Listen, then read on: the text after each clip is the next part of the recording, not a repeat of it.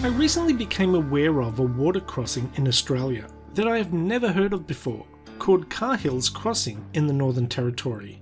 Cahill's Crossing is a flooded causeway in the north of Australia and is notorious for vehicles getting washed off the road, especially during the wet season, and is considered as Australia's most dangerous water crossing. Cars being washed off a road into fast-moving floodwaters sounds bad enough, but that alone is not what makes this crossing so dangerous. It's all of the saltwater crocodiles that surround the road, laying in wait right at the water's edge. This stretch of river is an infamous feeding ground for saltwater crocodiles and one of the most dangerous bodies of water in the country.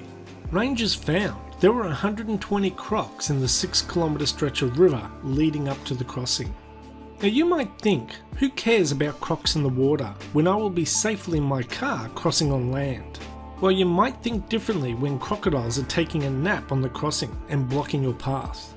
The river that Cahill's Crossing spans can go from a tame muddy stream into a deep torrent, ready to sweep away any vehicle that dares to cross it. The river has massive tidal influences that don't generally line up with people's travel plans, forcing them to become impatient and choose risky times to cross the river. And this is the main reason people in their vehicles get stuck and get into trouble. Each year, dozens of drivers attempt to make it across the submerged crossing, but instead end up being washed away into the croc-infested waters. Considering how remote this location is, it seems to get a lot of attention from many online videos showing drivers who attempted to cross and failed to make it.